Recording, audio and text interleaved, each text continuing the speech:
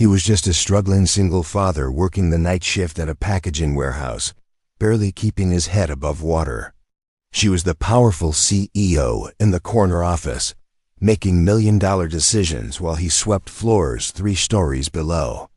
The only reason their worlds collided was a burning school bus, 2 terrified little girls, and a split-second decision that would change everything. What happened next will challenge everything you believe about courage, hidden connections, and the way one moment of bravery can rewrite 2 people's destinies forever. Before we jump back in, tell us where you're tuning in from, and if this story touches you, make sure you're subscribed, because tomorrow, I've saved something extra special for you. Benjamin Romano's alarm clock screamed at 10:47 p.m., just as it had every night for the past 3 years. The sound cut through the thin walls of his 1-bedroom apartment in Millbrook Heights, jolting him from the restless half-sleep that had become his specialty since everything fell apart. He rolled over, squinting at the cracked ceiling where a water stain had grown into the shape of something that might have been optimistic once, but now just looked like disappointment. The apartment was small, sparse, and meticulously clean, in the way of a man who had learned that controlling the little things helped when the big things spiraled beyond reach. A fold-out couch served as his bed, positioned so he could see straight into the tiny alcove where 7-year-old Emma slept, her breathing steady and peaceful in a way that made his chest tight with gratitude and terror in equal measure. Her school backpack sat by the door, lunch packed and ready, permission slips signed in his careful handwriting. He'd learned to forge a lot of things over the past few years: confidence, optimism, the signature of a man who had his life together. Benjamin pulled himself upright, muscles protesting the movement. At 34, he felt decades older, worn thin by night shifts at Cromwell Industrial Packaging and days spent being the kind of father Emma deserved, even when he wasn't sure he knew how to be any kind of father at all. The mirror in the bathroom reflected back a stranger, hollow-eyed, stubbled, the kind of tired that sleep couldn't fix. He splashed cold water on his face and tried to remember the last time he'd looked in a mirror and recognized the person staring back 3 years ago. He'd been Benjamin Romano, senior data analyst at Lombardi Enterprises, one of the most prestigious tech consulting firms on the West Coast. He'd worn tailored shirts, attended strategy meetings, and believed that hard work and integrity would eventually pay off.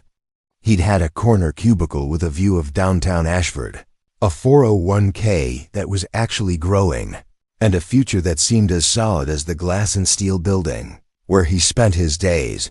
That was before he discovered the discrepancies in the quarterly reports, before he spent sleepless nights cross-referencing data that didn't add up, following digital breadcrumbs that led to accounting irregularities he couldn't ignore, before he made the decision that would cost him everything he'd built and leave him with the one thing that mattered most: Emma. The irregularities weren't small. Someone had been systematically redirecting funds from client accounts, skimming percentages that individually seemed insignificant but collectively added up to hundreds of thousands of dollars. Benjamin had spent 2 weeks building an airtight case, documenting every transaction, every forged signature, every manipulated entry. He'd been meticulous, professional, certain that bringing this to light was not just the right thing to do, but the only thing to do. What he hadn't anticipated was how quickly the corporate machine could turn against someone who threatened its carefully constructed narrative. Within 48 hours of submitting his report, Benjamin found himself called into a conference room where he faced not gratitude for his diligence, but accusations of misconduct, questions about his own access to the accounts, and the suggestion that perhaps his recent divorce and custody battle had affected his judgment. The evidence he'd compiled disappeared into legal limbo. His access badges were revoked. His reputation was quietly but thoroughly shredded through whispered conversations and strategically leaked information that painted him as a disgruntled employee with a grudge. Within a month, he was unemployed, blacklisted in an industry where reputation meant everything, and fighting for custody of Emma while his ex-wife's lawyers painted him as unstable and potentially dangerous. He'd won custody. Barely, but the victory came at a price that left him financially ruined and professionally destroyed. The corporate world had closed ranks against him, and Benjamin Romano the analyst became Benjamin Romano the night shift warehouse worker, invisible in his safety vest and steel-toed boots, moving boxes for $12 an hour while trying to rebuild a life that felt like it belonged to someone else. Now, pulling on his work uniform in the pre-dawn darkness, Benjamin allowed himself exactly 30 seconds to remember what it felt like to believe the system rewarded honesty. Then he locked those thoughts away, kissed his sleeping daughter's forehead, and headed out into the cold Ashford night. Cromwell Industrial Packaging sat on the outskirts of town, a sprawling complex of warehouses and loading docks that never slept.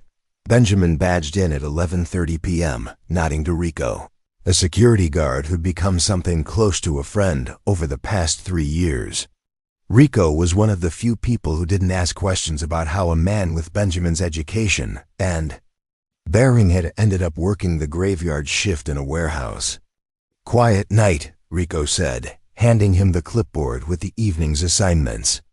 "Johnson called in sick, so you're covering sections C and D." Benjamin nodded, grateful for the extra work. Overtime meant Emma could take the art classes she wanted, maybe even the summer camp her friends were attending. Every additional hour he worked was another brick in the wall he was building between his daughter and the poverty that snapped at their heels like a hungry dog. The warehouse floor was a cathedral of commerce, 40-foot ceilings supported by steel beams, endless rows of shelving containing products destined for stores across 3 states. Forklifts hummed along marked pathways, their backup beepers creating a mechanical symphony that had become the soundtrack to Benjamin's nights.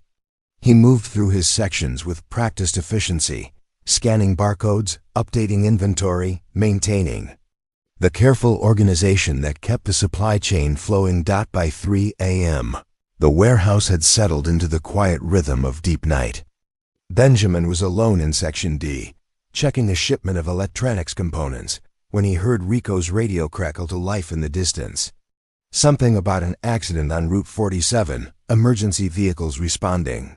He thought nothing of it. Route 47 was the main thoroughfare through Ashford, and accidents happened. What he didn't know, as he continued his methodical work in the fluorescent-lit aisles, was that 15 miles away, a school bus carrying 32 students home from a late-night academic competition was hydroplaning on rain-slicked asphalt, the driver fighting for control as the vehicle skidded toward the guardrail that separated the roadway from a steep embankment. Benjamin Romano had spent 3 years invisible, forgotten, written off by a world that had decided he didn't matter. In 47 minutes, that was all going to change. The rain had started just after midnight, a steady drumbeat against the metal roof of the warehouse that Benjamin had learned to find oddly comforting. Rain meant fewer people on the roads. During his drive home, fewer risks to navigate in the pre-dawn darkness, when exhaustion made even familiar streets feel treacherous. He was finishing up Section D, ready to start the final inventory check before his shift ended, when his phone buzzed with a text from Mrs. Chun, Emma's elderly babysitter who lived in the apartment across the hall. Emma had a nightmare around 2, told her daddy was working hard to take care of her. She went back to sleep with a smile.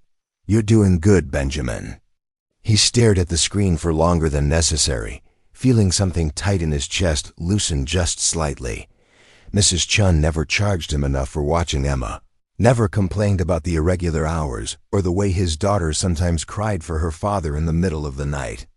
She was one of the few people in Benjamin's life who seemed to see past the uniform and the late hours to something worth believing in. He was sliding the phone back into his pocket when Rico's voice echoed across the warehouse floor, urgent and sharp in a way that made Benjamin's head snap up. "Romano, you still here?" "Section D," Benjamin called back. already moving toward the front of the warehouse. Something in Rico's tone made his pulse quicken.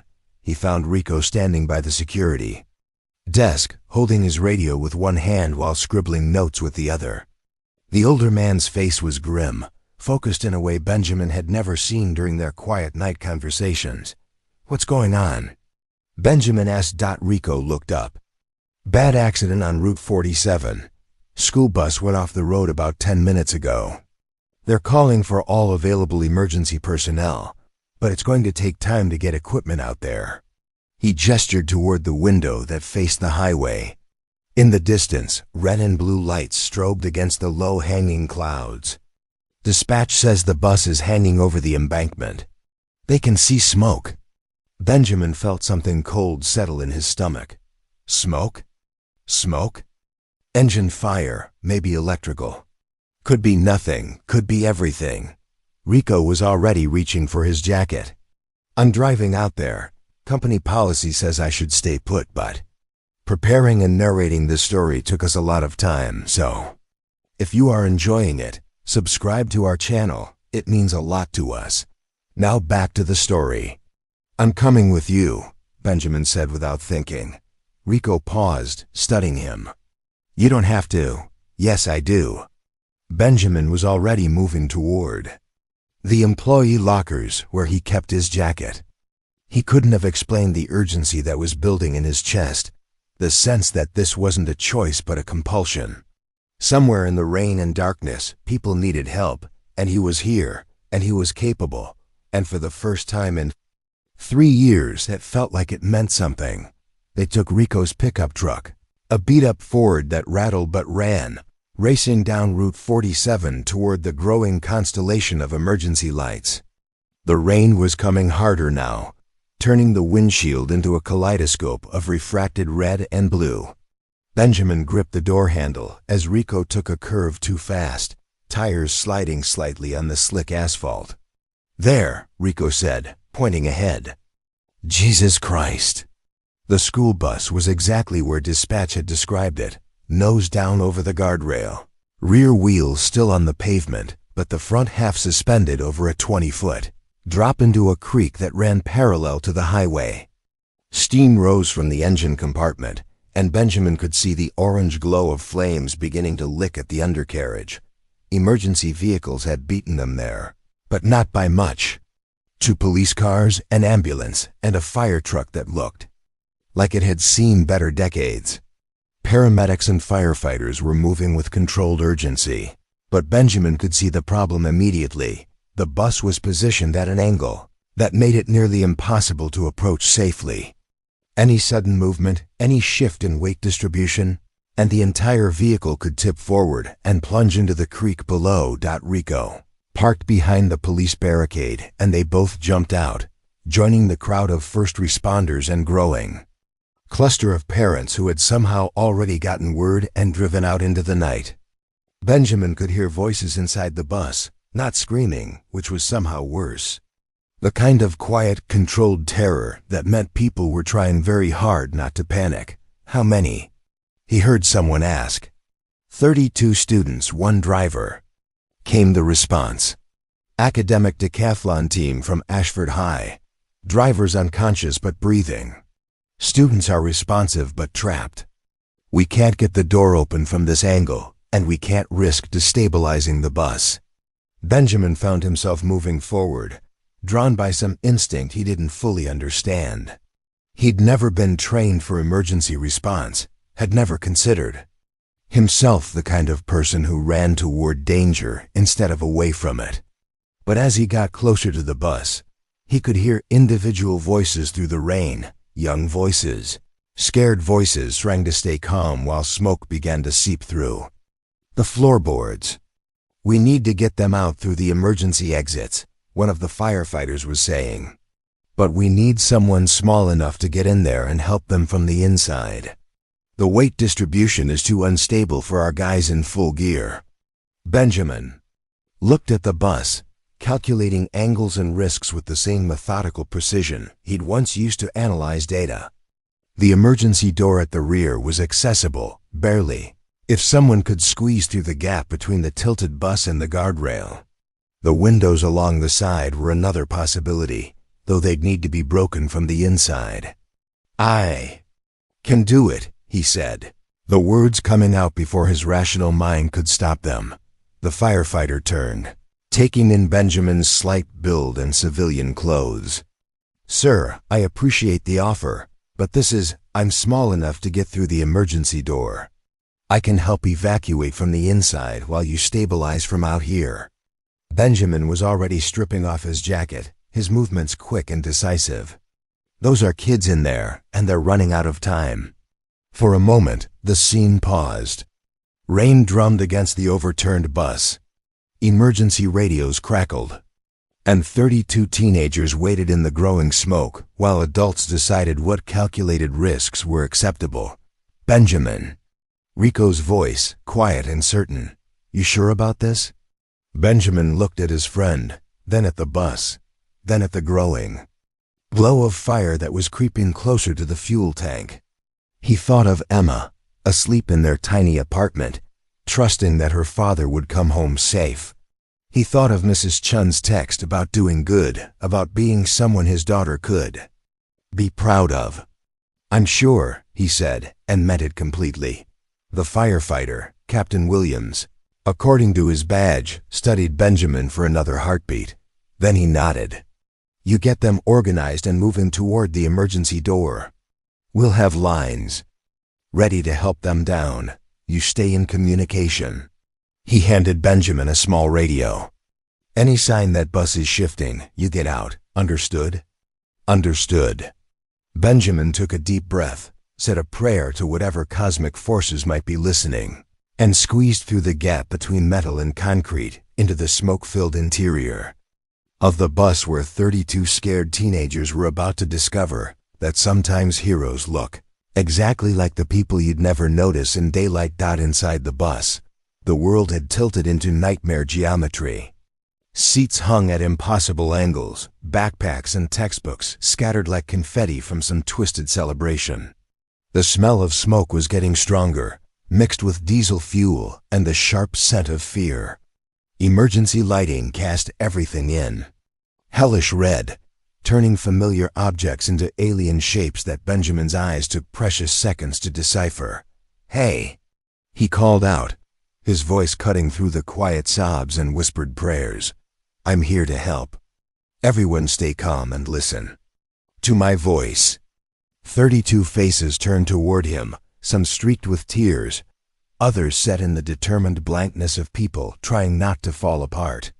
They were older than Emma, high schoolers, probably 16 to 18, but in the strange light and tilted chaos, they looked impossibly young. "My name is Benjamin," he said, moving carefully toward the back of the bus where the emergency door waited. "We're going to get everyone out, but we need to do this smart and safe." "Who's hurt?" a chorus of voices responded. Most injuries seemed minor, cuts from broken glass, bruises from the impact, the kind of trauma that felt catastrophic in the moment, but would heal cleanly.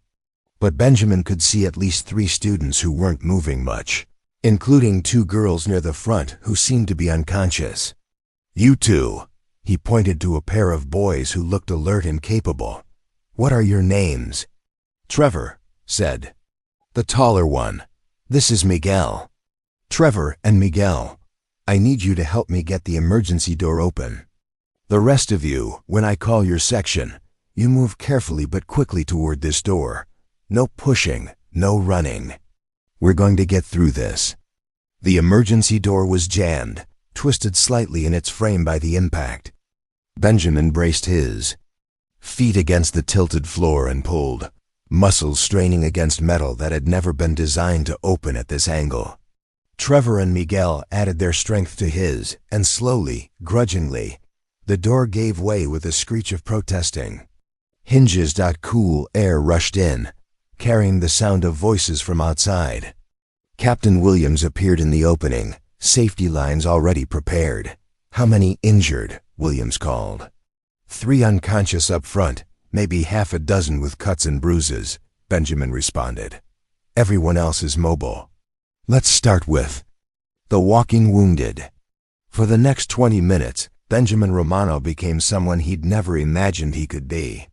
He organized evacuations like a general managing a battlefield, prioritized medical needs like a triage nurse, and kept 32 terrified teenagers calm with the steady authority of a man who had somehow found exactly the right words at exactly the right moment. He carried the two unconscious girls to safety himself, their slight weight seeming impossibly precious as he navigated the twisted interior of the bus and handed them carefully through the emergency door to waiting paramedics. His hands were steady, his voice calm, his movements efficient and sure. Later, he would wonder where this version of himself had come from. This person who ran toward danger and knew exactly what to do when other people needed help.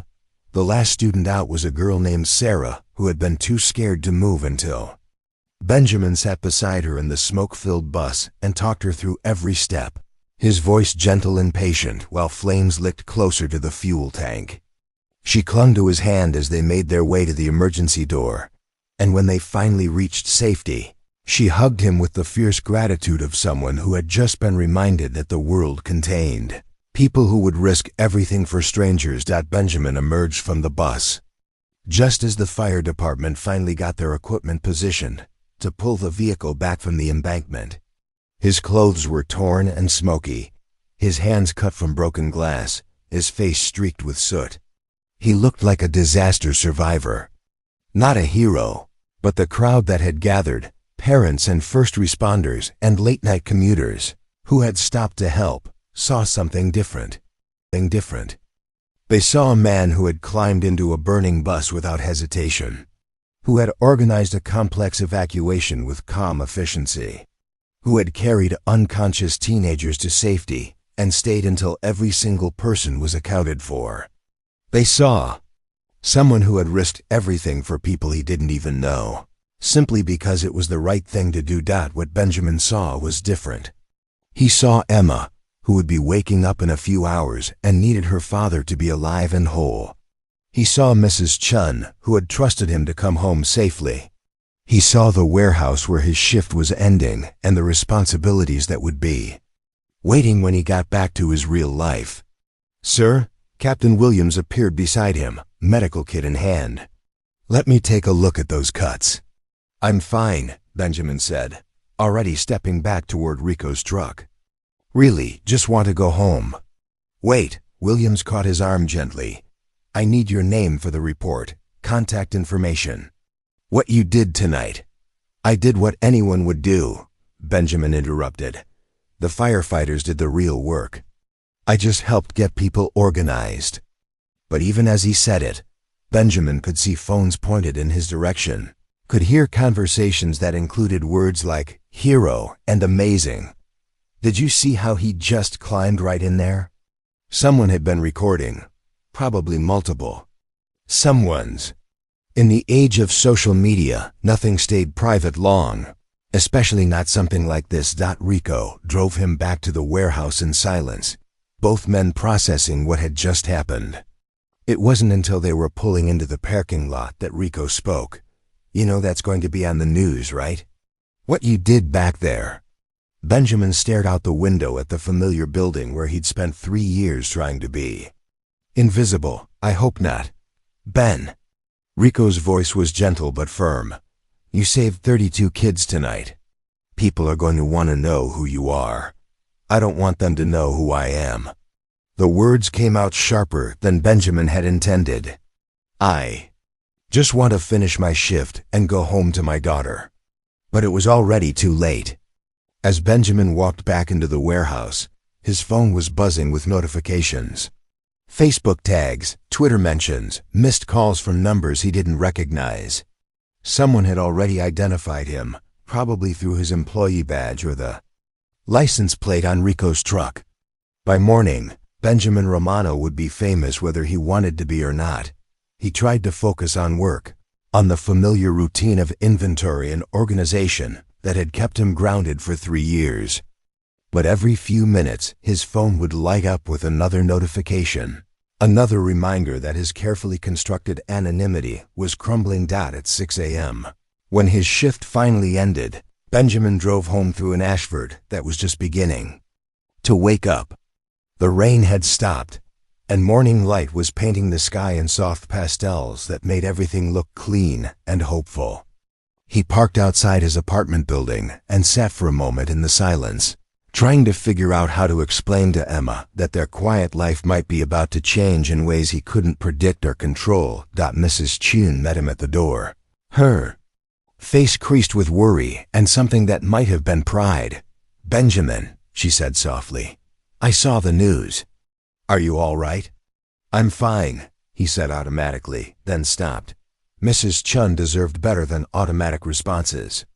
"I'm tired and worried about what this means for Emma." "It means her father is a hero," Mrs. Chun said simply. "And sometimes heroes have to learn that hiding their light doesn't make the world any safer." Benjamin looked past her into the apartment, where Emma was still sleeping, curled up on her bed with the stuffed elephant that had been her constant companion since she was 3. Everything about their life was small, careful, protected. Everything about what had happened tonight was the opposite of that. "I just want her to be okay," he said. Mrs. Chun reached out and patted his shoulder with the gentle authority of someone who had raised 5 children and buried 2 husbands. "She will be. Because you're her father, and tonight you proved that when people need help, you show up. That's exactly the kind of man a little girl needs to believe in." Benjamin nodded, not trusting his voice. He thanked Mrs. Chun, slipped quietly into the apartment, and stood for a long time watching his daughter sleep. Outside, Ashford was waking up to a story it hadn't expected, about a man who had spent 3 years invisible and suddenly wasn't invisible anymore. By noon, his phone would have 43 missed calls. By evening, there would be news vans on his street. And somewhere in the city, in a corner office with floor-to-ceiling windows and a view of the harbor, Sophie Lombardi would be watching the footage of the bus rescue while trying to figure out why the hero's face looked so familiar. Benjamin woke at 2 p.m. to the sound of Emma's laughter, filtering through the thin apartment walls, mixed with voices he didn't recognize. He'd managed 4 hours of sleep, his body finally surrendering to exhaustion despite his mind's refusal to stop replaying the night's events. His hands were bandaged now. Mrs. Chun had insisted on cleaning and dressing the cuts while he was too tired to argue, and his shoulders ached from the unusual strain of carrying unconscious teenagers through smoke-filled chaos. He pulled on jeans and a clean t-shirt, running a hand through hair that still smelled faintly of diesel smoke despite his shower. Emma's voice grew clearer as he approached the living room, animated in the way that meant she was excited about something. "And my daddy works really hard every night, and he makes sure I have lunch money and helps me with my math homework, and Mrs. Chun says he's the best daddy in the whole building. He sounds pretty special," came an unfamiliar voice, warm and professional. Benjamin rounded the corner to find Emma sitting on their fold-out couch between Mrs. Chun and a woman he'd never seen before. The stranger wore a navy blazer and pressed slacks, her dark hair pulled back in a style that suggested important meetings and corner offices. She was beautiful in the carefully polished way of someone accustomed to being photographed, but there was something in her eyes that looked tired, almost fragile beneath the professional composure. Emma spotted him first. "Daddy." She launched herself off the couch and into his arms with the enthusiasm of someone who had been saving up hugs for hours. "Mrs. Chun told me you were really brave last night, and this nice lady wants to talk to you." Benjamin caught Emma's hug while studying the stranger over his daughter's head. She was standing now, and he could see the expensive cut of her clothes, the subtle makeup that had been applied by someone who knew what they were doing. Everything about her screamed corporate executive, which meant this visit was probably about last night, and that meant his careful anonymity was officially over. "Mr. Romano," the woman said, extending her hand. "I'm Sophie Lombardi. I was hoping I could have a few minutes of your time." The name hit Benjamin like a physical blow. Sophie Lombardi, CEO of Lombardi Enterprises. The woman whose signature had been on his termination letter 3 years ago, whose company had destroyed his reputation and left him blacklisted from the career he'd spent a decade building. He stared at her outstretched hand, his mind reeling through possibilities and implications, while Emma chattered happily about her morning. "Emma, honey," he managed, his voice sounding normal despite the chaos in his head. "Why don't you go show Mrs. Chun that drawing you were working on?" Emma bounced away, completely oblivious to the tension that had suddenly filled the small room. Mrs. Chun, who was far more perceptive, gathered Emma's art supplies with unusual efficiency and ushered her toward the kitchen table.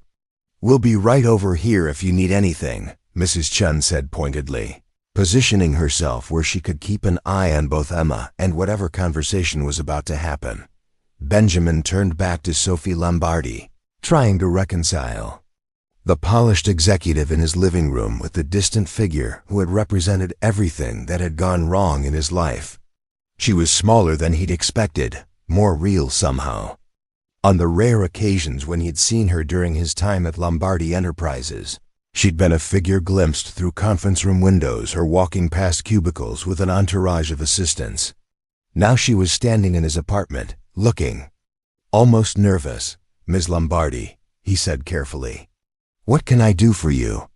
"I wanted to thank you," she said, "for what you did last night, and to apologize for not recognizing you sooner."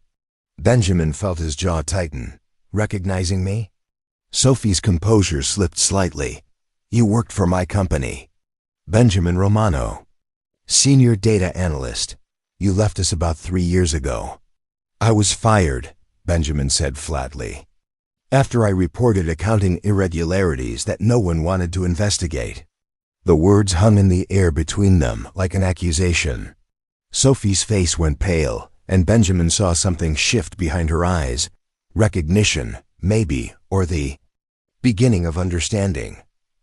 Yes. She looked down at her hands, then back up at him. "I remember your case." "The final decision was made by the board, based on recommendations from Based on Lies," Benjamin interrupted.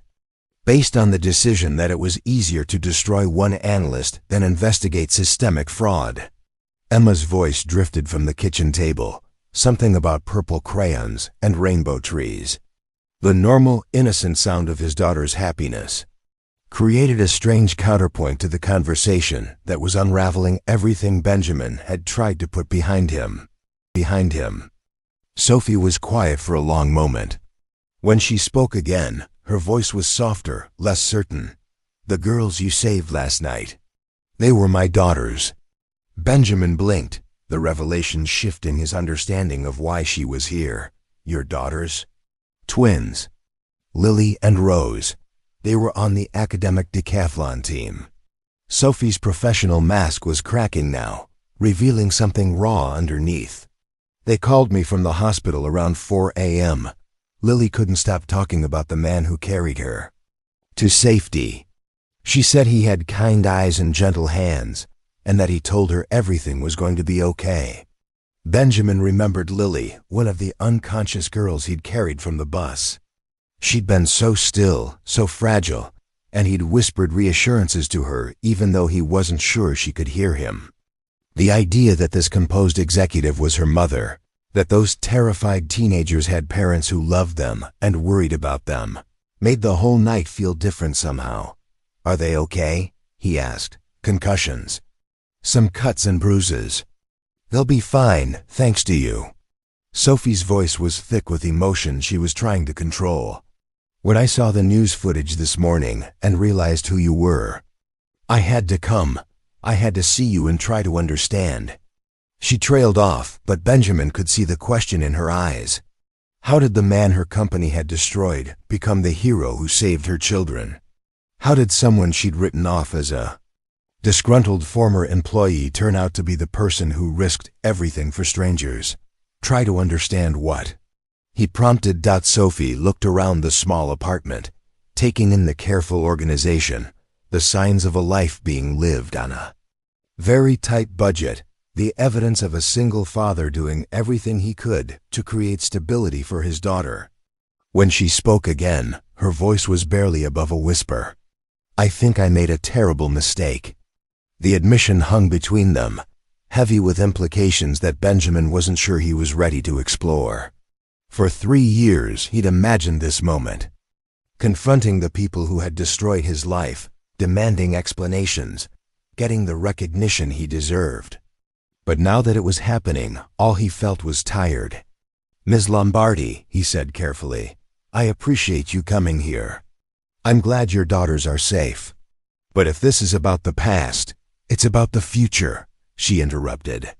"It's about the fact that I've spent 3 years knowing something was wrong with how your case was handled, and I didn't do anything about it because it was easier to let sleeping dogs lie. And now," she gestured helplessly, "now I've seen what kind of man you really are, and I can't pretend anymore that we did the right thing." Emma appeared at Benjamin's elbow, having escaped Mrs. Chun's supervision with the stealth that 7-year-olds had perfected over millennia. "Daddy, are you sad? You look sad." Benjamin knelt to Emma's level, smoothing her hair back from her face. "I'm not sad, sweetheart. Just having a grown-up conversation. Is the nice lady sad too? She looks like she might cry." Benjamin glanced up at Sophie, who was indeed looking like she might cry. The polished executive facade had completely crumbled, leaving behind someone who looked lost and guilty and desperate to find a way to make things right. "Sometimes grown-ups get sad when they realize they've made mistakes," Benjamin said gently. "But that's okay, because people can always try to do better." Emma nodded solemnly, then looked up at Sophie with the direct, unguarded curiosity of someone too young to understand the weight of corporate politics and destroyed reputations. "My daddy says mistakes are just chances to learn something new," Emma announced, "and that the important thing is saying sorry and trying to fix it." Sophie's breath caught, and Benjamin saw tears gathering in her eyes. She knelt down to Emma's level, matching Benjamin's position. "Your daddy is very smart," Sophie said softly, "and you're very lucky to have him." "I know," Emma said with the confidence of someone who had never doubted her father's love. "He takes care of me and reads me stories and makes really good pancakes on Sundays, and now he's famous for being brave." Sophie looked up at Benjamin, and in her expression he saw something he'd stopped hoping for 3 years ago, someone finally seeing him clearly, finally understanding what they'd lost when they decided he was disposable. "Mr. Romano," she said, standing slowly, "would you be willing to have a longer conversation? Not here, not now, but somewhere we can talk properly about what happened and what might be possible going forward." Benjamin studied her face, looking for signs of manipulation or corporate strategy. What he saw instead was genuine remorse and something that might have been hope. "I'll think about it," he said. Sophie nodded, reaching into her purse and pulling out a business card. As she handed it to him, their fingers brushed briefly, and Benjamin felt something electric pass between them. Not attraction, not yet, but recognition. The recognition of two people who had been shaped by the same devastating event and were only now beginning to understand how it had affected them both. "Thank you," she said simply, "for saving my daughters, for being the kind of man who runs toward danger instead of away from it, and for giving me a chance to finally do the right thing." She said goodbye to Emma, who hugged her with the unconscious generosity of someone who had inherited her father's capacity for kindness. Then Sophie Lombardi walked out of Benjamin Romano's small apartment and back into her world of boardrooms and corporate decisions, leaving behind the lingering scent of expensive perfume and the promise that everything was about to change. 3 days later, Benjamin found himself sitting in a coffee shop in downtown Ashford, staring at Sophie Lombardi across a small table that felt like it might as well be a courtroom bench. She'd chosen the location, neutral ground, she'd said, somewhere they could talk without the weight of corporate offices or the intimacy of his apartment. The coffee shop was busy enough to provide cover, but quiet enough for serious conversation, filled with the low hum of laptop keyboards and the occasional hiss of the espresso machine that Benjamin had spent those 3 days trying to decide whether to accept her invitation. The rational part of his mind, the part that had been protecting him and Emma for 3 years, said it was a trap. That Sophie Lombardi was a CEO first and everything else second, and that CEOs didn't get to the top by admitting mistakes or making things right. They got there by managing problems, controlling narratives, and protecting their companies from liability. But Emma had asked about the nice lady who looked sad, and Mrs. Chun had pointed out that sometimes the hardest conversations were the ones that needed to happen most. And somewhere underneath his cynicism and carefully constructed defenses, Benjamin found he wanted answers. Not just apologies or corporate speak explanations, but the truth about what had really happened and why his career had been sacrificed on the altar of someone else's ambition. Sophie looked different today. Still polished, still clearly expensive, but less armored somehow. She wore a simple sweater instead of a blazer, her hair was looser, and there were shadows under her eyes that suggested she'd been sleeping as poorly as Benjamin had. When she saw him walk in, her expression shifted through relief, nervousness, and something that might have been gratitude. "Thank you for coming," she said as he sat down. "I wasn't sure you would. I almost didn't." Benjamin accepted the coffee. She'd already ordered for him, black, which meant she'd done her homework or remembered his preferences from some corporate database. "But I have questions, and I figure I'm never going to get another chance to ask them." Sophie nodded, wrapping. Her hands around her own cup like it was an anchor. "Ask anything. I'll tell you everything I know." Benjamin studied her face, looking for signs of the corporate doublespeak he'd learned to recognize during his years in the business world. What he saw instead was someone who looked genuinely prepared to be honest, even if it hurt. "Why didn't anyone investigate my report?" he asked. "I had documentation, transaction records, proof that someone was systematically stealing from client accounts. Why was it easier to discredit me than to look into what I'd found?" Sophie was quiet for a long moment, staring down at her coffee. When she spoke, her voice was careful but clear. "Because the person stealing was Daniel Morrison, my VP of Finance. My right-hand man for 8 years. The person I trusted to handle all our major accounts." Benjamin felt something cold settle in his stomach. Daniel Morrison had been untouchable at Lombardi Enterprises, the golden boy who could do no wrong, the executive who'd been rumored to be Sophie's likely successor. If Morrison had been the one skimming funds, "You knew," Benjamin said. "It wasn't a question," I suspected. Sophie's voice was barely above a whisper. There had been other reports, smaller discrepancies that Morrison always managed to explain away. But you were the first person with the analytical skills and the persistence to build a comprehensive case. And when you brought me that report..." She trailed off, but Benjamin could see the rest of the story in her expression. The weight of corporate politics, the difficulty of admitting that her most trusted executive was betraying her, the easier path of making the problem disappear by discrediting the messenger. "You chose him over the truth," Benjamin said. "I chose stability over disruption. I chose protecting the company's reputation over protecting what was right." Sophie looked up at him, her eyes bright with unshed tears.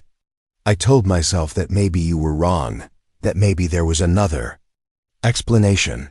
But deep down, I knew you were right. And I was a coward." The honesty of it hit Benjamin like a physical blow. For 3 years, he'd imagined confronting the people responsible for his downfall, had scripted angry speeches and righteous demands for justice. What he hadn't prepared for was this: raw admission, genuine remorse, someone taking full responsibility. Without excuses or deflections. "What happened to Morrison?" he asked. "I fired him 6 months after you left." Quietly, with a generous severance package and an NDA that kept the whole thing out of the press. He'd gotten bolder, sloppier. The evidence became impossible to ignore. Sophie's mouth twisted bitterly. I did exactly what I should have done when you first brought me the report, but I was 6 months too late, and it cost you everything. Benjamin leaned back in his chair, processing the implications. Morrison had continued stealing for 6 months. After Benjamin's firing, emboldened by getting away with it, stealing more money while Benjamin lost his career and his reputation. How much? He asked. Total? Just over $2 million. Most of it recovered from accounts Morrison hadn't had time to liquidate, but enough missing that we had to settle several client lawsuits. Sophie's voice was flat, professional. The company survived, but barely. And none of that would have happened if I'd listened to you in the first place. Benjamin stared out the window at the street where people walked by with normal problems and uncomplicated lives. $2 million. His entire career destroyed to cover up $2 million in theft, money that had been stolen anyway, clients who had been defrauded anyway, lawsuits that had happened anyway. I lost everything, he said quietly. My job, my reputation, my marriage. Emma's mother used the whole mess against me in the custody hearings, said I was unstable, unreliable. I nearly lost my daughter. I know. Sophie's voice cracked slightly. I've read the court records, the news articles, the blacklist. Our EPORTS that followed you to every job interview. I know what we did to you, and I know it was unforgivable. Then why are you here? Benjamin asked. What do you want from me? Forgiveness? Absolution? Sophie met his eyes directly. I want to make it right. I want to fix what I broke, as much as that's still possible. You can't give me back 3 years of my life. You can't give me back the nights I worked double shifts to make rent, or the times Emma asked why Daddy couldn't afford the fins her friends had, or the way I felt when I had to explain to a 7-year-old that sometimes good people get punished for doing the right thing. No, Sophie said simply. I can't give you back any of that. But I can give you back your reputation. I can give you back your career. I can make sure everyone knows what really happened and who was really to blame. Benjamin felt something shift in his chest, a loosening of the knot of anger and resentment he'd been carrying for 3 years. It was what he'd wanted to hear for so long that he'd stopped believing it would ever happen. And what would that cost you? He asked. Sophie smiled, and for the first time since she'd walked into his apartment, it was a real smile, not a corporate one. Everything, my reputation. Probably my job, definitely my standing in the business community. When the truth comes out about how I handled your case, I'll be finished. And you're willing to do that? You saved my daughters, Sophie said simply. You risked your life for 2 girls you didn't even know, without hesitation, without asking. What was in it for you? After what I did to you, you had every reason to walk away, to let someone else handle the rescue. But you didn't. You showed me what integrity actually looks like, and now I have to live with mine. They sat in silence for several minutes, the weight of confession and possibility settling between them. Around them, the coffee shop continued its normal rhythms. People living their ordinary lives while 2 people tried to figure out how to rebuild something that had been broken for years. There's something else, Sophie said eventually. Something I need to tell you about that night. Benjamin looked up from his coffee. What? Lily and Rose.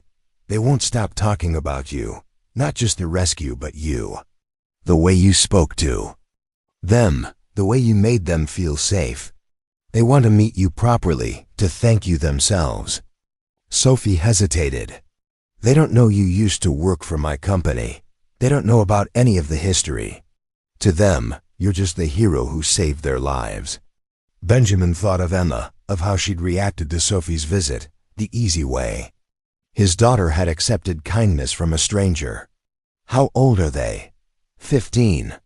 Sophomores at Ashford High. Straight-A students, academic decathlon team, the whole thing. Sophie's voice softened with maternal pride. They're good girls, kind girls. They get that from their father. Their father? My ex-husband, David. We divorced 2 years ago amicably. He's a pediatric surgeon, spends most of his time at the hospital saving lives. Sophie's expression grew complicated. He's actually a lot like you, in some ways. The kind of man who does the right thing, even when it's difficult. Benjamin heard the subtext, that Sophie had a type, that she was drawn to men with integrity, even when that integrity made her own compromises harder to live with. Ms. Lombardi, he began. Sophie, she corrected. After everything we've talked about today, I think we can use first names. Sophie, what exactly are you proposing? You said you wanted to make things right, but what does that actually look like? Sophie pulled out her phone and showed him a document that had been prepared by her legal team. Benjamin skimmed it quickly, his analytical mind parsing the corporate language and legal specifics. It was a comprehensive vindication, public acknowledgement of his innocence, restoration of his employment record, financial compensation for lost wages, and a personal recommendation that would open doors throughout the industry. This goes public tomorrow, Sophie said. Press release, internal company memo, personal statements from me taking full responsibility. By the end of the week, everyone in the industry will know that Benjamin Romano was right, that he was wrongfully terminated, and that anyone who blacklisted him made a serious mistake. Benjamin stared at the document, seeing his professional resurrection laid out in legal terminology and corporate letterhead. It was everything he'd dreamed of for 3 years, delivered by the woman who had destroyed him in the first place. Why now? He asked. What changed? Sophie was quiet for a moment, then reached into her purse and pulled out a photograph. It showed Lily and Rose in their hospital beds, smiling despite their bandages and bruises, holding a drawing they'd made. Together, the drawing showed a man carrying 2 girls to safety, surrounded by flames and emergency vehicles. At the bottom, in careful teenage handwriting, were the words, "Thank you for saving us." This changed, Sophie said simply. Seeing my daughters alive because of your courage, while knowing that I'd tried to destroy you for having that same courage 3 years ago, I couldn't live with the contradiction anymore. Benjamin looked at the photograph, then at Sophie then. Back at the legal document that represented his vindication. For the first time in 3 years, the future felt like something he could choose, rather than something that was happening to him. I want to meet them, he said. Your daughters, if they want to meet me, I'd like that. Sophie's smile was radiant. They would love that. They've been asking every day. Benjamin folded the document and slid it across the table back to Sophie. Make it public, all of it. Whatever it costs you, do it. The truth should have come out 3 years ago. Sophie nodded, accepting the document back like it was a sacred trust. Thank you, Benjamin, for giving me the chance to finally do the right thing. As they left the coffee shop and walked out into the afternoon sunlight, Benjamin felt something he hadn't experienced in years: hope. Not just for vindication or career restoration, but for the possibility that some mistakes could be fixed, that some wounds could heal, and that sometimes the people who hurt you were also the ones brave enough to make it right. What he didn't know, as Sophie climbed into her silver BMW and drove back toward her corporate world, was that she'd left out one crucial detail from their conversation. The part about how she'd felt when she saw his face in the news footage, when she realized that the man who'd saved her daughters was the same man she'd been thinking about for 3 years, wondering if she'd made the biggest mistake of her professional life, and the part about how, sitting across from him in that coffee shop, she'd realized that fixing her mistake might be the least complicated part of what was developing between them. The text message arrived on a Saturday morning while Benjamin was making pancakes for Emma, flour dusting his hands and the smell of vanilla filling their small kitchen. The number was unfamiliar, but the words made his heart skip unexpectedly. Hi, this is Lily. Mom gave me your number. Rose and I were wondering if you'd like to come to dinner tomorrow. We promise we're better cooks than we are academic decathlon competitors. Lily, the one you carried out first. Benjamin stared at the phone, syrup dripping forgotten from the spatula in his other hand. 2 weeks had passed since his coffee shop confrontation with Sophie. 2 weeks during which the corporate machinery had been grinding toward his public vindication. The press release was scheduled for Monday. He'd seen the drafts, approved the language, steeled himself for the media attention that would follow. But this message was different, personal. 2 teenage girls who wanted to thank their rescuer. Over homemade dinner. "Daddy, the pancakes are smoking," Emma observed with the calm practicality of someone accustomed to her father's occasional distraction. Benjamin flipped the pancake, only slightly burnt, and typed back, "I'd be honored. Can I bring anything? And yes, I remember you. You asked if your sister was okay." The response came almost immediately, "Just yourself. Mom's making her famous lasagna and Rose is handling dessert. Fair warning, she's been practicing tiramisu. For 3 days, our kitchen looks like a war zone." That evening, Benjamin found himself standing outside a house in Maplewood Heights, the kind of neighborhood where lawns were manicured by professional services and driveways were wide enough for multiple luxury cars. Sophie's house was elegant, but not ostentatious, colonial style with warm yellow siding, a wraparound porch, and windows that glowed with welcoming light against the autumn dusk. Emma had wanted to come. But Benjamin had explained this was something he needed to do alone first. Mrs. Chun had nodded approvingly when he'd told her about the invitation, saying something about how healing required courage from everyone involved. Sophie answered the door wearing jeans and a cashmere sweater, her hair pulled back in a ponytail that made her look younger, more relaxed than he'd ever seen her. "Benjamin, thank you so much for coming. The girls have been cooking all day." She led him through a house that managed to be both expensive and comfortable, hardwood floors covered with Persian rugs, built-in bookshelves filled with novels and textbooks, family photos covering every available surface. It was the kind of home that suggested success, but also warmth, money that had been spent on creating a sanctuary rather than displaying status. "Dad's here." Sophie called toward the kitchen, and Benjamin heard the sound of chairs scraping and feet moving quickly. Across tile. Lily appeared first, and Benjamin's breath caught slightly. She was beautiful in the way 15-year-olds could be. All long limbs and bright eyes, her dark hair falling in waves around her shoulders. But what struck him most was how alive she looked, how different from the still, pale girl he'd carried. From the smoke-filled bus. "You're taller than I thought you'd be," she said, extending her hand with the formal politeness of someone who'd been raised with good manners. Then her composure cracked and she smiled, radiant, grateful, utterly genuine. "Thank you. I mean, really. Thank you for everything."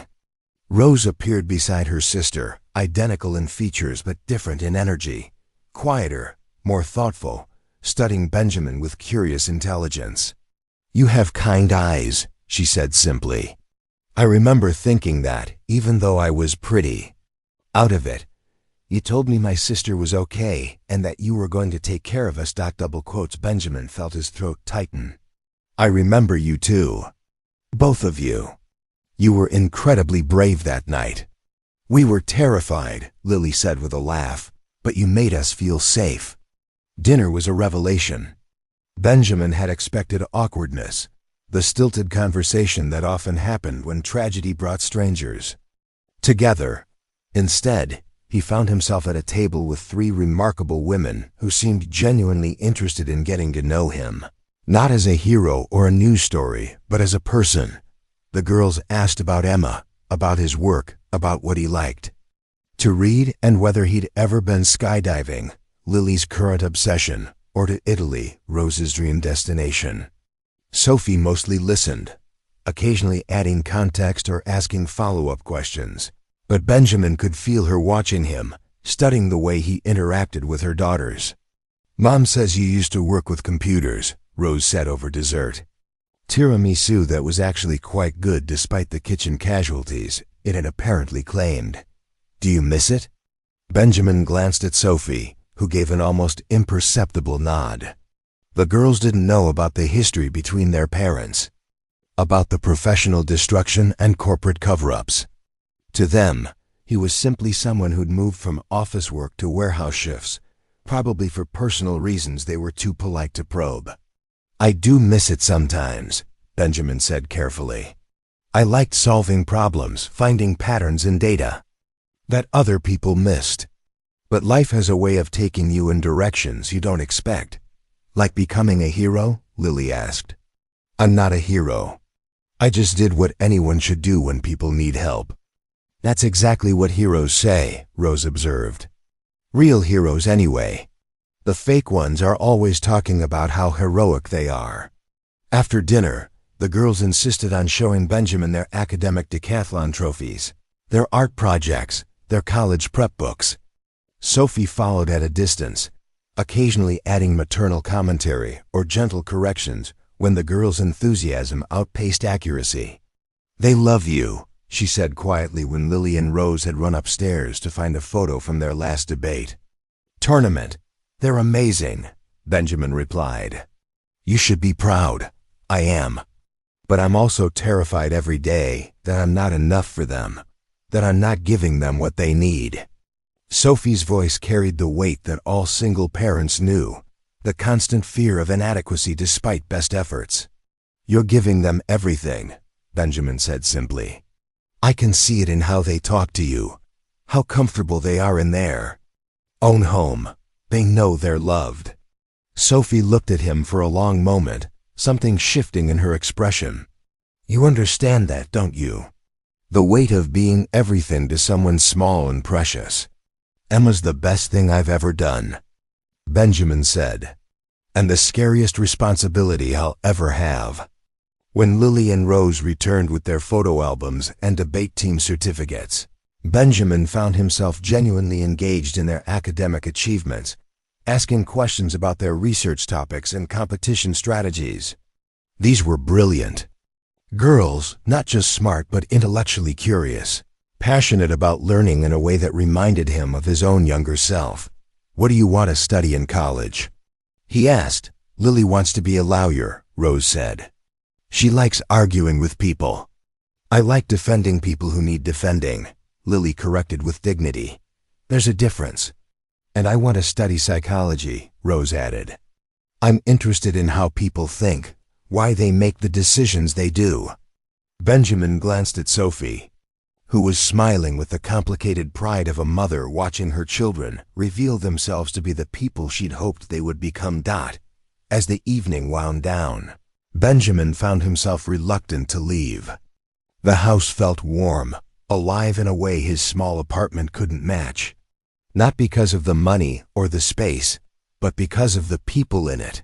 The sense of family that had been built through years of shared meals and inside jokes and unconditional love.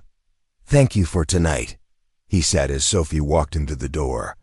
This meant more than you know. Thank you for giving them the chance to say thank you properly, Sophie replied. They've been carrying that need around for weeks.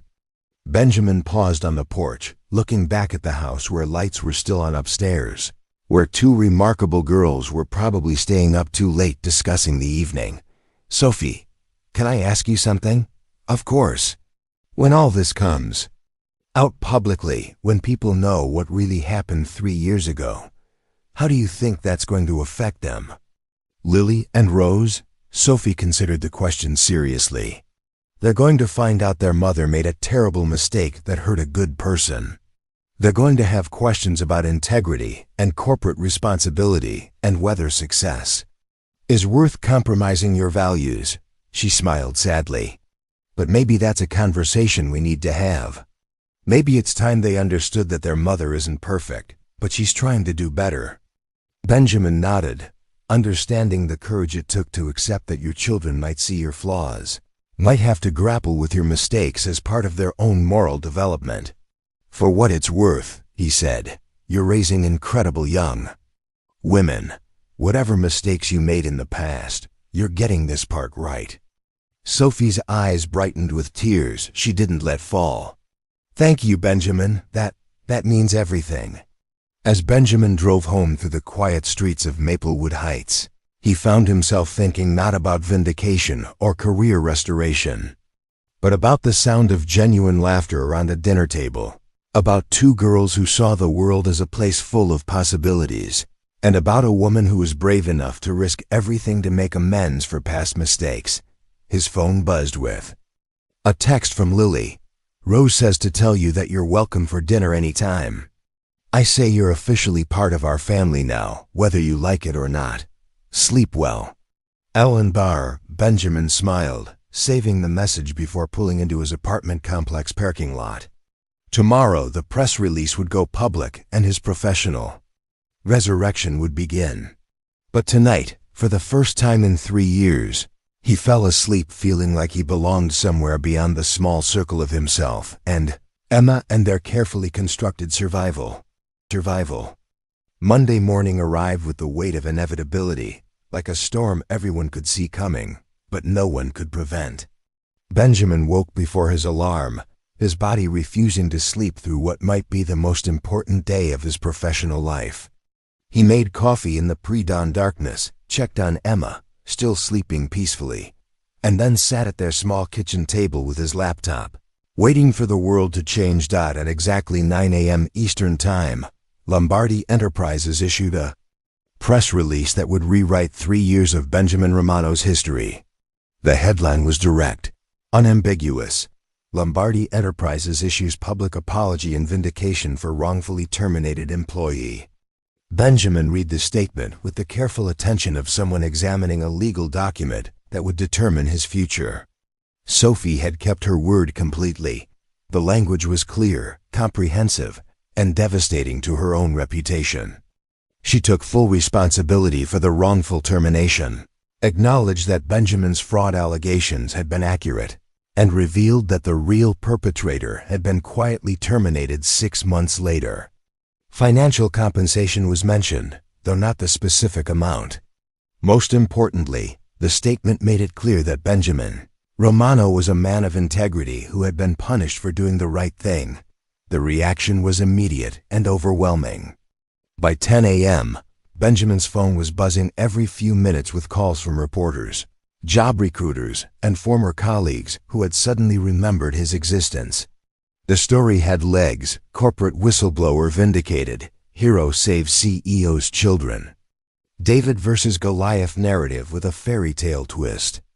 It was the kind of story that media outlets loved because it had everything: injustice, redemption, corporate accountability, and genuine human drama. Benjamin turned off his phone after the 15th call and focused on getting Emma ready for school, trying to maintain some semblance of normal routine while his professional world exploded around him. Mrs. Shun appeared at his door with breakfast pastries and knowing looks. "How are you holding up?" she asked, settling Emma at the table with orange juice and a chocolate croissant. "I don't know yet," Benjamin admitted. "This is what I wanted for 3 years, but now that it's happening, now you're scared it might disappear again," Mrs. Shun finished gently. "That's natural. Trust takes time to rebuild, even trust in good fortune." Emma looked up from her croissant. "Daddy, why are so many people calling?" Mrs. Martinez said there were reporters downstairs asking questions about you.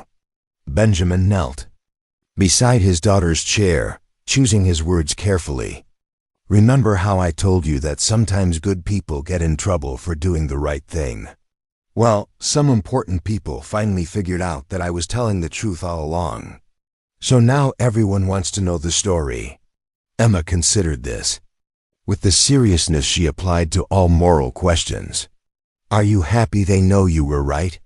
"Yes," Benjamin said, surprised by how true it was. "I am happy about that." After dropping Emma at school, with extra instructions for Mrs. Rodriguez to call if any reporters showed up, Benjamin drove to Cromwell Industrial Packaging for what might be his last shift. Word had already spread through the warehouse. Rico met him at the security desk with a newspaper folded to show. Benjamin's photo above a story headlined "Local Hero Was Corporate Whistleblower." "Look at you, famous twice in 1 month," Rico said with a grin. "Though I got to say, this explains a lot about why a guy with your education was working our shift." "Just want to finish out my responsibilities," Benjamin said. "Give proper notice. Man, you could walk out right now and nobody would blame you. You got job offers yet?" Benjamin thought of the voicemails he'd been avoiding, the recruiting firms that had blacklisted him 3 years ago and were now eager to represent him. A few. By lunchtime, Benjamin had received 17 job offers, including 3 from companies that had refused to interview him just months earlier. The hypocrisy was staggering but not surprising. Corporate America loved a redemption story, especially when it made them look progressive and forgiving. The salary figures being discussed were double what he'd made in his previous position. Compensation for lost years wrapped in signing bonuses and executive perks. But the call that mattered most came at 2 p.m. from a number he didn't recognize, but a voice he'd been hoping to hear. "Benjamin, it's Sophie. Are you somewhere you can talk?" Benjamin stepped outside into the warehouse parking lot, away from the constant hum of machinery and conversation. "I'm here. How are you holding up?" Sophie's laugh was strained. "I've had better days. The board called an emergency meeting for this afternoon. My resignation letter is drafted and ready to submit." "Sophie, you don't have to." "Yes, I do. This was always going to be the price, and I'm prepared to pay it." Her voice was steady, resolved. "But that's not why I'm calling. I wanted you to know that Lily and Rose read the news this morning. They have questions." Benjamin felt his stomach drop. "Are they okay?" "They're processing. Rose said she's not surprised. She always thought there was more to your story than working in a warehouse. Lily is angry, but not at you.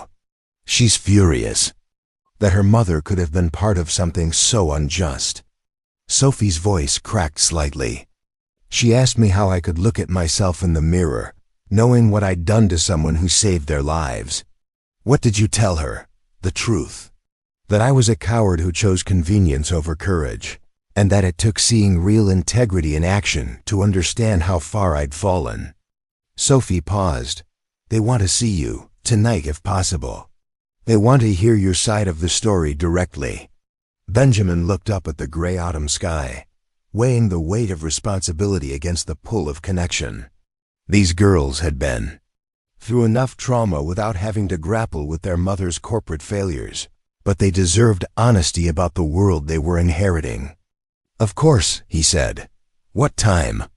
That evening, Benjamin found himself back in the Maplewood Heights house that was beginning to feel familiar, sitting across from Lily and Rose in the living room while Sophie retreated to the kitchen to give them privacy. The girls looked older somehow, as if the morning's revelations had aged them in the way that understanding adult complexities always did. "We read everything," Lily said without preamble. "Every article, every statement, every timeline. Mom destroyed your career because you told the truth about someone stealing money." "That's an oversimplification," Benjamin said gently. "Your mother was in an impossible situation." "No." Rose's voice was quiet but firm.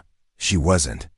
She had a choice between protecting her company's reputation and protecting what was right. She chose wrong." Benjamin looked between these two remarkable girls, seeing Sophie's intelligence and determination reflected in their faces, but also something harder, the beginning of the moral complexity that would define their adult lives. "Yes," he said simply, "she chose wrong. But people make mistakes, even good people, especially when they're scared or under pressure." "How can you defend her?" Lily demanded. "After what she did to you, how can you sit here and make excuses?" Benjamin leaned forward, his voice gentle but serious. "Because 3 years ago, I thought the world was divided into good people and bad people, and that good people always did the right thing. I was wrong. The world is messier than that." Your mother made a terrible decision, but she's spending everything she has to fix it. That takes a different kind of courage. She's losing her job, Rose said. The news, said the board, is probably going to force her out. And she knew that would happen when she decided to tell the truth.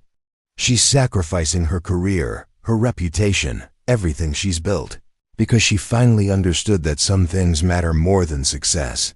Lily was quiet for a long moment, processing. You really forgive her? Benjamin thought about forgiveness, about the weight he'd been carrying for 3 years, and how much lighter it had felt since that coffee shop conversation. I'm learning to. Forgiveness isn't something that happens all at once. It's a choice you make every day, sometimes every hour. But yes, I forgive her. Why? Rose asked. Because holding on to anger was killing me slowly, and because she saved my daughters. Benjamin smiled. Oh, and because she's raising 2 incredible young women who care enough about justice to be furious when they see it denied. Sophie appeared in the doorway, hesitant. How are we doing in here? Lily looked at her mother for a long moment, then crossed the room and hugged her fiercely. I'm still angry, she said into Sophie's shoulder. But I love you, and I'm proud that you're trying to make it right. Rose joined them, creating a knot of family reconciliation that made Benjamin's chest tight with emotion. We're going to get through this together, Rose said simply. All of us. Sophie looked at Benjamin over her daughters' heads, her eyes bright with gratitude and something deeper. All of us, she repeated softly. Later, after the girls had gone upstairs to finish homework, Sophie and Benjamin sat on the front porch in the cool evening air, watching the lights come on in neighboring houses. The board meeting is tomorrow, Sophie said. By Friday, I'll probably be unemployed for the first time in 20 years. Scared? Benjamin asked. Sophie considered the question. Terrified, but also relieved. I've been carrying the weight of what I did to you for 3 years. At least now it's out in the open. What will you do? I don't know. Maybe consulting, maybe teaching, maybe something completely different, she smiled. I hear the night shift at packaging warehouses teaches you a lot about what really matters. Benjamin laughed, surprised by how natural it felt to share humor with this woman who had been his enemy and was becoming something else entirely. It does, though I wouldn't recommend it as a career plan. Benjamin, Sophie said, her voice growing serious, I need to ask you something, and I need you to be completely honest. Okay, do you think we can really move past this, all of it? The history, the hurt, the power imbalance? Can we build something real from the wreckage of what I broke?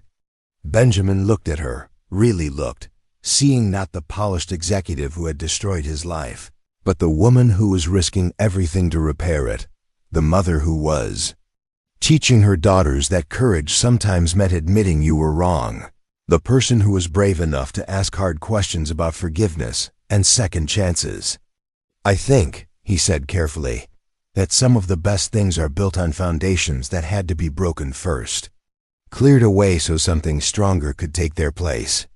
Sophie's smile was radiant, hopeful in a way that made Benjamin's heart skip unexpectedly. I'd like to try, she said. If you're willing. As Benjamin drove home that night, his phone finally turned back on and buzzing with dozens of messages about job offers and interview requests. He realized that vindication felt different than he'd expected. It wasn't the triumphant satisfaction he'd imagined, but something quieter and more substantial, the relief of being seen clearly, of having his truth acknowledged, of finally being able to move forward instead of constantly looking back. Corporate world wanted Benjamin Romano, the vindicated whistleblower, the hero with the compelling comeback story. But as he pulled into his apartment complex and saw Mrs. Chun waiting on her balcony to hear how his day had gone, he realized what he wanted was simpler: to be Benjamin Romano, the good man, the loving father, the person who showed up when people Needed help. Everything else was just details. Thanksgiving arrived 6 weeks after the vindication, bringing with it a crisp November morning and the kind of domestic chaos that only happened when two families attempted to merge their holiday traditions on short notice. Benjamin stood in Sophie's kitchen, attempting to coordinate the timing of 3 different side dishes while Emma and Rose decorated place cards at the dining room table, and Lily argued with Sophie about the proper way to baste a turkey. "You're supposed to turn the temperature down after the first hour," Lily insisted, armed with a cookbook and the confidence of someone who had watched exactly 2 YouTube tutorials. "I've been making this turkey for 15 years, Sophie replied, with maternal patience. "Trust me on this one." Benjamin smiled as he stirred cranberry sauce, marveling at how quickly this had become normal. The easy banter, the comfortable chaos, the sense of belonging in someone else's kitchen. The past 6 weeks had been a whirlwind of change. Sophie's resignation from Lombardi Enterprises, Benjamin's transition to a senior analyst position at Morrison Tech Solutions. The irony of the company name wasn't lost on either of them. And the gradual weaving together of 2 families learning to become one. It hadn't been without challenges. Emma had struggled initially with sharing her father's attention, while Lily and Rose had needed time to process their mother's romantic involvement with the man she'd wrongfully fired. But children were remarkably adaptable when the adults in their lives were happy, and all 3 girls had eventually embraced the expanded family constellation with enthusiasm. "Dad, can you help us with the math on this seating chart?" Rose called from the dining room. "We're trying to figure out optimal conversation flow based on personality compatibility." Leave it to Rose to turn Thanksgiving dinner into a social psychology experiment, Sophie said fondly. Benjamin joined the girls at the dining room table, which was covered with charts, colored pencils, and place cards featuring hand-drawn turkeys with surprisingly sophisticated artistic detail. Emma had thrown herself into the project with the intensity she brought to all creative endeavors, while Rose approached it with scientific methodology and Lily provided running commentary on everyone else's artistic choices. "We thought you should sit between Mom and Emma," Rose explained, showing him her carefully plotted diagram. "You're good at managing competing conversational interests. And Grandpa David should sit next to Lily, because she likes to debate politics and he never backs down from an argument," Emma added, "even when he's wrong about recycling." Benjamin looked up at Sophie, who was pretending not to listen while she prepared stuffing. The decision to invite David, Sophie's ex-husband, and the girl's father had been Sophie's idea, part of her ongoing effort to model healthy family dynamics for all the children involved. Benjamin had been nervous about meeting the man who had once been married to the woman he was falling in love with, but David had turned out to be gracious, intelligent, and genuinely grateful that Benjamin had saved his daughter's lives. "What about Mrs. Chun?" Benjamin asked. "Where does she fit in this complex social architecture?" "Next to me," Emma said immediately. "She promised to tell me more stories about when you were young and stupid." "I was never young and stupid," Benjamin protested. "Everyone is young and stupid sometimes," Lily observed. "It's how you learn to be old and wise." The doorbell rang, and Benjamin went to answer it, finding David on the porch with an enormous flower arrangement and a bottle of wine that probably cost more than Benjamin used to make in a week. He was a tall man with graying temples and the kind of easy confidence that came from saving children's lives for a living. "Benjamin, good to see you again," David said, shaking hands with genuine warmth. "Sophie tells me you're settling into the new job well." "It's been an adjustment," Benjamin admitted, leading David into the house. "Going from night shifts to boardroom presentations isn't exactly seamless, but you're happy?" Benjamin glanced around the house that had become his second home, listening to the sound of his daughter laughing with Sophie's girls while Sophie orchestrated the final preparations for their first holiday together as an extended family. "Yeah," he said. "I'm happy." Mrs. Chun arrived shortly after, bearing her famous green bean casserole, and wearing her best dress, a navy blue creation with tiny pearl buttons that she'd been saving for special occasions. Emma immediately attached herself to the elderly woman's arm, chattering about the place, cards and the scientific seating arrangement, and how her daddy was learning to make Sophie's grandmother's stuffing recipe. "You look good," Mrs. Chun told Benjamin quietly while Emma was distracted by Lily's explanation of cranberry sauce chemistry. "Lighter somehow. I feel lighter," Benjamin admitted. "Like I can finally breathe properly again." Dinner was a revelation.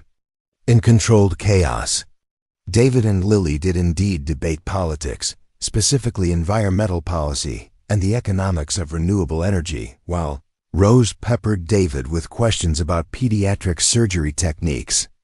Emma appointed herself the official conversation moderator, ensuring that everyone got equal speaking time and that no one dominated the discussion. Sophie sat at the head of the table, presiding over the organized mayhem with the satisfaction of someone who had successfully orchestrated a complex social experiment. She looked beautiful in a deep burgundy dress that brought out the warmth in her dark eyes. But more than that, she looked content. The corporate stress lines that had been etched around her eyes were fading, replaced by laugh lines and the kind of relaxation that came from no longer carrying the weight of compromise and moral ambiguity. "I have an announcement," Sophie said during dessert, raising her wine glass with the ceremonial gravity of someone about to share important news. "I've been offered a position." The table fell silent, everyone turning to look at her expectantly. "The State Attorney General's office wants me to head up their new corporate accountability division, investigating financial crimes, pursuing whistleblower cases, basically doing everything I should have been doing 3 years ago, but with the authority to actually make a difference." The response was immediate and enthusiastic. David raised his glass in toast. The girls cheered. Mrs. Chun nodded approvingly. And Benjamin felt his chest tighten with pride and something deeper, the realization that Sophie had found a way to transform her mistakes into purpose. "There's one catch," Sophie continued, her eyes finding Benjamin's across the table. "It's based in the state capital, about 2 hours from here." Benjamin felt the table's attention shift to him, everyone, suddenly aware that this announcement had implications beyond Sophie's career trajectory. Emma's expression grew worried, while Lily and Rose looked between their parents with the anxiety of children who had experienced enough family disruption for one lifetime. "That's a wonderful opportunity," Benjamin said carefully. "You'll be amazing at that job." "I haven't accepted it yet," Sophie said quietly. "There are other factors to consider." The conversation moved on to other topics, but Benjamin could feel the unresolved tension humming underneath the holiday pleasantries.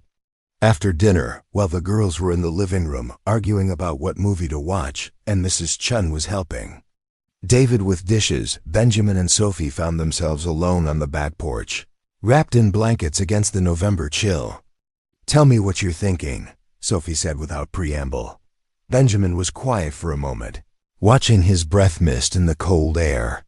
"I'm thinking that 6 months ago, the idea of you moving 2 hours away would have been irrelevant to my life, and now it feels like losing something I just found." Benjamin turned to face her directly. "But I'm also thinking that you've spent 3 years rebuilding your integrity, and this job is the culmination of that. You can't turn it down because of a relationship that's still figuring itself out." Sophie reached for his hand, her fingers cold but sure. "What if I don't want to figure it out from 2 hours away?" "Then we figure out how to make it work," Benjamin said simply. "Emma and I could relocate. My new company has offices there, and Emma's young enough that changing schools won't derail her life. You'd do that? Uproot everything you've built here?" Benjamin looked through the window at Emma, who was curled up between Lily and Rose on the couch, all three of them absorbed in animated debate about their movie selection. This was what family looked like, he realized, not the traditional nuclear structure he'd grown up expecting, but something messier and more complex and infinitely more real. Sophie, 3 years ago I thought I'd lost everything that mattered. Career, reputation, future. All of it gone because I tried to do the right thing. But I was wrong. What mattered was Emma, and making sure she grew up knowing that her father was someone she could be proud of. Everything else was just stuff. Sophie's eyes were bright in the porch light, reflecting something that might have been tears or might have been hope. Now I have more than I ever imagined possible, Benjamin continued. Emma has sisters who adore her. I have work that feels meaningful again. And I have you, brilliant, complicated, courageous you, who risked everything to make amends for a mistake and ended up giving me a family I didn't know I wanted. Benjamin. So yes, he said, squeezing her hand. If taking that job means relocating, we'll relocate. If it means commuting, we'll commute. If it means figuring out how to blend 2 households and 3 children and 2 careers and all the messy complications that come with trying to build something real and lasting, then that's what we'll do. Sophie was quiet for a long moment, studying his face in the dim light. Then she smiled, the real smile that he'd learned to distinguish from her corporate smile, the one that reached her eyes and transformed her entire face. There's something else about the job offer, she said. They want me to bring someone with me. A senior analyst who understands corporate financial structures and has experience with whistleblower cases. Someone with unimpeachable integrity and a reputation for doing the right thing, even when it costs him everything. Benjamin blinked, processing the implication. Sophie, are you offering me a job? I'm offering you a partnership. Professional and personal.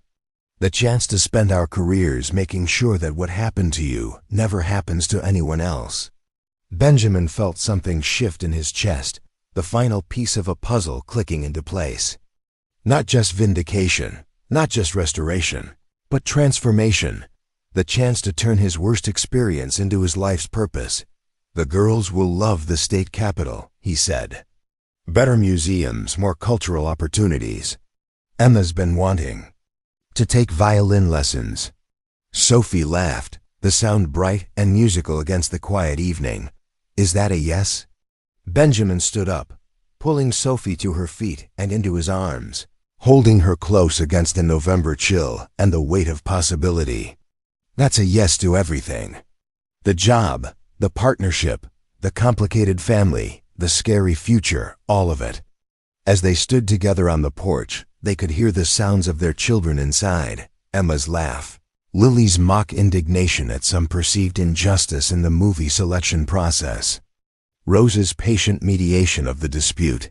Mrs. Chun's voice drifted through the window as she told David some embarrassing story about Benjamin's younger years, followed by David's appreciative laughter. It wasn't the life Benjamin had planned.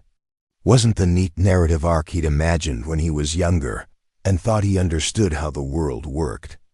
But it was better than anything he could have planned, messier, more complicated, more real, and infinitely more precious because it had been built from the wreckage of everything he'd thought he wanted. Sophie pulled back slightly to look at him, her face serious despite her smile. Are you sure about this, all of it? Because once we do this, there's no going back to simple. Benjamin looked through the window one more time, taking in the scene of organized domestic chaos that had somehow become his definition of home.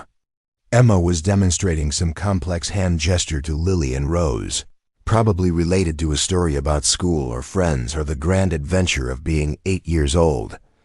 Mrs. Chun was laughing at something David had said, her face creased with the kind of joy that came from seeing the people she loved finding happiness. Simple is overrated, Benjamin said, turning back to Sophie. I'll take complicated and real over simple and empty any day. Sophie rose on her toes and kissed him, soft and sure and full of promise. Then let's go tell our family we're moving to the state capitol. As they walked back into the house together, ready to announce the next chapter of their complicated, beautiful, imperfect life together, Benjamin realized that sometimes the best stories were the ones that started with everything falling apart and ended with something better than you'd ever dared to imagine rising from the pieces.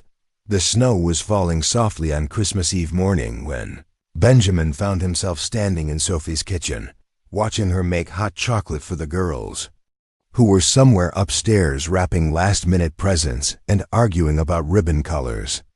The house smelled like cinnamon and pine, and Christmas music played quietly from the speakers Sophie had installed in every room, a luxury that still felt foreign to someone who had spent 3 years measuring every expense against rent money. 6 months. That's how long it had been since the Thanksgiving announcement, since they decided to relocate together and build something that resembled a traditional family structure.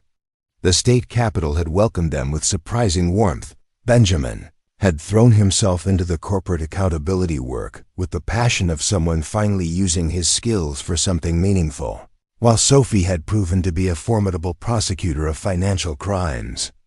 The girls had adapted with the resilience of youth, making new friends while maintaining their close bond with each other and their expanding sense of family. But standing in the kitchen on Christmas Eve morning, Benjamin realized that all the practical arrangements, the house they'd bought together, the schools they'd researched, the careful coordination of custody schedules with David, were just infrastructure for something deeper that had been growing between him and Sophie. "You're thinking very seriously for someone who's supposed to be on vacation," Sophie observed, handing him a mug topped with marshmallows that Emma had specifically requested.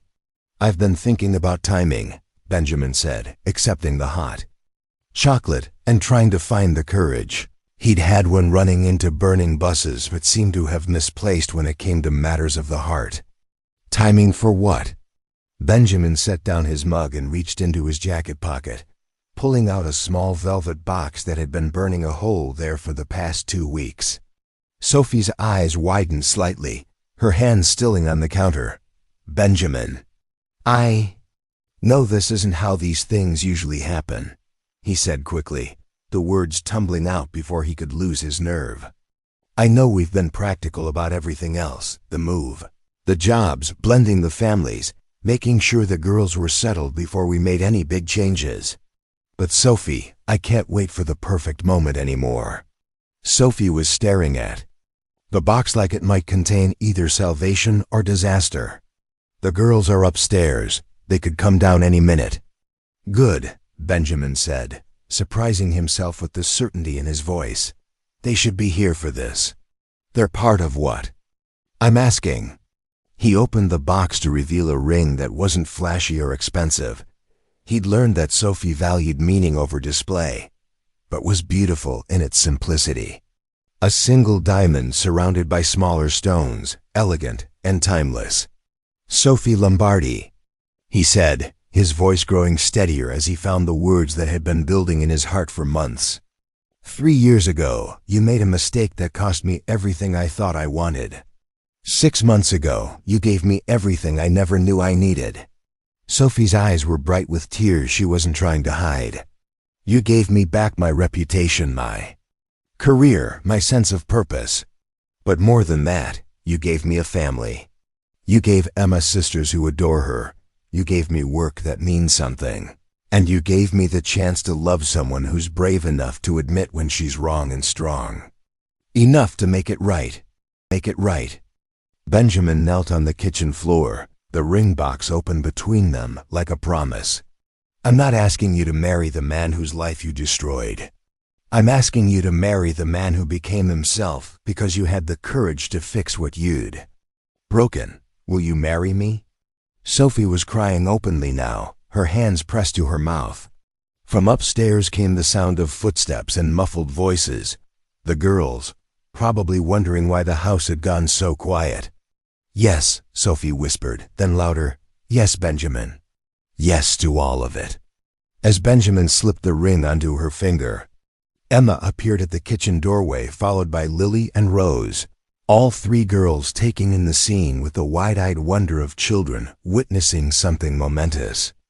"Are you guys getting married?" Emma asked, her voice pitched somewhere between excitement and concern. "We are," Sophie said, turning to include all three girls in the moment. "If that's okay with you." The response was immediate and enthusiastic. Emma launched herself at Benjamin with enough force to nearly knock him over, while Lily and Rose surrounded Sophie in a group hug that dissolved into happy tears and excited chatter about wedding plans and dress colors and whether they could all be in the wedding party later. After the girls had called David to share the news and Mrs. Chun had been summoned for an impromptu celebration dinner, Benjamin and Sophie found themselves alone on the front porch, watching the snow continue to fall over their new neighborhood. "Are you sure about this?" Sophie asked, her engagement ring catching the light from the Christmas decorations that lined their street. "Marriage is complicated under the best circumstances, and our circumstances are perfect," Benjamin interrupted.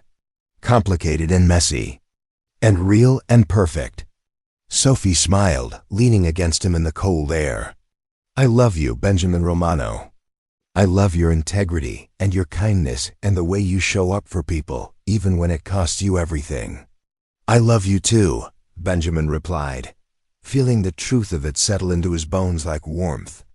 "I love your courage and your fierce protection of the people you care about, and the way you're teaching our girls that it's never too late to do the right thing." As they stood together watching the snow fall on Christmas Eve, Benjamin realized that this was what redemption actually looked like, not the dramatic vindication he'd imagined, but the quiet joy of building something beautiful from the pieces of what had been broken. Tomorrow would bring wedding plans and the ongoing work of blending families and careers.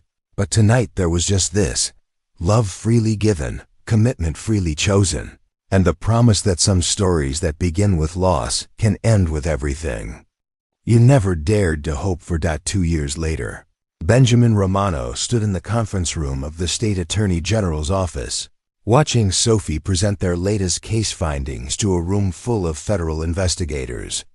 She moved with the confident authority of someone who had found her true calling, gesturing toward charts and financial documents that told the story of a pharmaceutical company's systematic fraud, the kind of case that would have been buried under corporate pressure just a few years ago. "The whistleblower came forward 6 months ago," Sophie was saying, her voice clear and professional. "Our investigation confirms that the allegations are not only credible, but represent a pattern of misconduct that goes back nearly a decade." Benjamin smiled from his seat at the conference table, remembering another whistleblower from another time, when truth-telling was punished rather than protected. Their division had become a model for other states, a place where people could come forward without fear of retaliation, where integrity was rewarded rather than destroyed. After the meeting, Benjamin and Sophie walked together toward the parking garage, their footsteps echoing in the underground space that had become as familiar as their own home. "Good presentation," Benjamin said. "Though I think Agent Martinez is going to have his work cut out for him with that pharmaceutical case. He can handle it. Besides, we gave him everything he needs to build an airtight case." Sophie paused beside her car, keys in hand. "Speaking of which, did you see the email from Senator Williams' office? They want us to testify at the corporate accountability hearings next month." "Congressional testimony," Benjamin mused. "5 years ago, I was invisible. Now senators want my opinion on federal policy." "You were never invisible," Sophie said gently. "You were just waiting for the right people to see you." The drive home took them through the heart of the state capitol, past the university where Rose was now a freshman studying psychology, past the Performing Arts Center where Lily had just been accepted into a summer theater program. Emma was 13 now, tall and confident and passionate about environmental science, following in the footsteps of her adopted sisters by excelling academically while maintaining the kind heart that had always been her defining characteristic. Their house sat on a quiet street lined with mature oak trees, a colonial-style home with enough bedrooms for everyone, and a backyard where Mrs. Chun, who had moved with them, claiming she was too old to break in new neighbors, maintained a garden. that supplied vegetables for half the block. It was the kind of house Benjamin had driven past during his warehouse years, never imagining he might someday belong in such a place. "Mom, Dad, you're home." Emma's voice carried from the kitchen, followed by the sound of rapid footsteps. She appeared in the doorway with flour in her hair and excitement in her eyes. "Mrs. Chun taught me how to make dumplings, and I only burned the first batch." Benjamin caught Emma in a hug, marveling at how naturally Dad had evolved to include both him and Sophie in Emma's vocabulary, just as Mom had expanded to encompass the woman who had become her second mother in all but biology. "Where are your sisters?" Sophie asked, hanging up her coat. "Lily's at drama practice and Rose called from campus. She's bringing her boyfriend home for dinner tomorrow. Mrs. Chun says we need to interrogate him properly to make sure he's worthy." That evening, after dinner and homework and the comfortable chaos of family life, Benjamin found himself in his study, grading papers from the business ethics course he'd started teaching at the local university. It was volunteer work, something he did because he believed in giving back, in making sure the next generation understood that integrity wasn't just an abstract concept, but a practical necessity for sustainable success. Knock on the door interrupted his thoughts. Sophie appeared with 2 cups of tea, settling into the chair across from his desk. "Busy day tomorrow," she said. "The Patterson case goes to trial, and we have that interview with the Journal about the whistleblower protection legislation. Busy, but good," Benjamin replied. "Remember when we thought moving here would simplify our lives?" Sophie laughed. "I remember thinking a lot of things that turned out to be wrong. But this..." She gestured around the study toward the sounds of Emma practicing piano in the living room and Mrs. Chun watching her evening news programs. "This turned out better than anything I could have planned." Benjamin set aside his papers and looked at his wife, still a marvel, even after 2 years of marriage. That Sophie Lombardi had become Sophie Romano and chosen to share his name and his life. She wore her wedding ring alongside the engagement ring he'd given her that Christmas Eve morning, both bands now scratched and worn from daily wear, symbols of promises kept rather than displays of wealth. "Do you ever think about that night?" he asked. "The bus, the rescue, everything that came after?" "Every day," Sophie said simply. "It was the night both our lives changed completely." Benjamin nodded, thinking of the man he'd been then, isolated, bitter, convinced the world had no place for him. That man felt like a stranger now, someone he'd known briefly but no longer recognized. "I got a call today," he said. "From Rico, my old supervisor at the warehouse. They're closing the Cromwell facility, moving operations overseas. He wanted to know if I could help some of the guys find new positions." "Of course you said yes." "Of course I said yes." Benjamin smiled. "Funny how life circles back sometimes. Those men gave me dignity when I had nothing else. Now maybe I can return the favor." Sophie reached across the desk and took his hand, her touch as familiar now as breathing. "You know what I love most about you? My devastating good looks and modest nature. Your inability to walk past someone who needs help. It got you fired from your first job, nearly killed you in that bus rescue, and now it's the reason senators want your opinion on federal policy." Sophie's eyes were warm with affection and something deeper. "You can't help but show up for people. It's who you are." Benjamin thought about that, about showing up, about the choice between safety and service, about the way character revealed itself not in grand gestures, but in daily decisions to care about other people's welfare. "We should get some sleep," he said, but neither of them moved to leave the comfortable intimacy of their shared evening routine. Outside, snow was beginning to fall again, the first of the season, covering their neighborhood in the kind of pristine beauty that made even ordinary streets look magical. Through the window, Benjamin could see lights in other houses, families settling in for the night. People living their own complicated, beautiful, imperfect lives. "Benjamin," Sophie said softly, "are you happy?" Are you happy? He looked around the study that had become his sanctuary, filled with books and papers and pictures of their blended family. He thought about Emma's laughter in the kitchen, about Lily's theatrical ambitions and Rose's academic achievements, about Mrs. Chun's garden and David's weekend visits, and the work that gave his life meaning beyond personal success. Yes, he said, and meant it completely. I'm happy. Benjamin Romano had learned that some stories that begin with everything falling apart can end with something better than you ever imagined possible. He had learned that integrity has a price, but that the cost of abandoning it is always higher. Most importantly, he had learned that heroes aren't people who never fall down.